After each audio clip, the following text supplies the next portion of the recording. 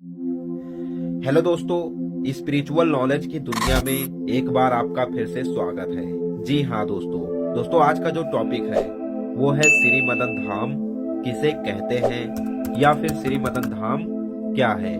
दोस्तों ये कोई नॉर्मल टॉपिक नहीं है, इसको जानना आप लोगों के लिए बहुत ज्यादा इम्पोर्टेंट है। बहुत से लोगों के मन में ये सवाल रहता है कि श्री मदन धाम क्या है या फिर श्री मदन धाम किसे कहते हैं। दोस्तों आज अगर आपके मन में ये कंफ्यूजन रहता है कि श्री मदन धाम किसे कहते हैं या फिर श्री मदन धाम क्या है, तो वो कंफ्यूजन पूरी तरह से दूर होने वाला है। दोस्तों इसके लिए वीडियो को पूरा लास्ट तक देखना, तभी आपको पता चलेगा कि श्री मदन धाम क्या है या फिर श्री मदन धाम किसे कहते हैं। दोस्तों श्री मदन धाम जानने से पहले हमको ये चीज जानना जरूरी है कि श्री मदन धाम आखिर है क्या। दोस्तों धाम का अर्थ होता है निवास स्थान। जी हाँ दोस्तों जैसा कि आपको पता चला कि धाम का अर्थ होता है निवास स्थान। इसका मतलब ये नहीं कि हम लोगों का जो निवास स्थान है उन सभी चीजों को हम लोग धाम बोल सकते हैं। दोस्तों ऐसा बिल्कुल भी नहीं है।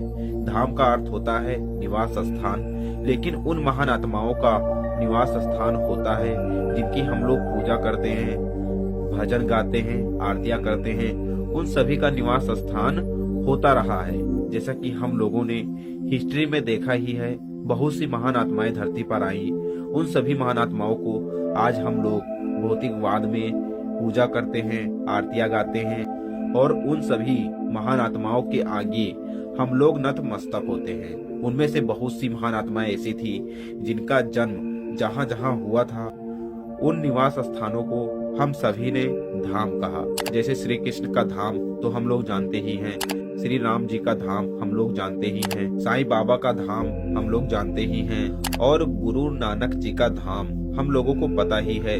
ऐसे ऐसे जितनी भी महान आत्माएं इस धरती पर आई जिनकी हम लोग पूजा करते हैं, उन्हीं के निवास स्थान को हम लोगों ने धाम नाम दिया था। लेकिन दोस्तों यहाँ बात आती है श्री मदन धाम किसे कहते हैं या फिर श्री मदन धाम क्या है। दोस्तों जैसा कि हमने बताया, इतिहास में जो जो महान आत्माएं इंसान बनकर धरती पर आए थी, आज हम लोग उनकी पूजा करते हैं, उनके आगे नतमस्तक होते हैं।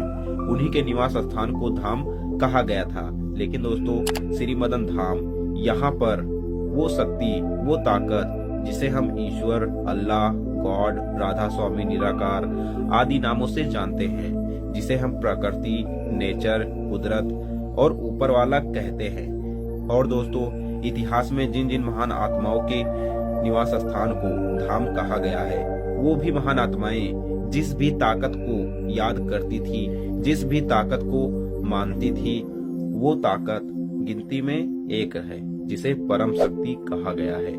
जी हाँ दोस्तों, परम शक्ति का अर्थ होता है जिसके ऊपर कोई शक्ति हो ही ना, उसी को परम शक्ति कहते हैं। आज वही परम शक्ति इंसान बनकर इस धरती पर इंसानी रूप में मौजूद है, जो कि श्री मदन धाम मानकपुर में अपने परिवार सहित निवास करती है और उसी निवास स्थान को श्री मदन धाम कहते हैं।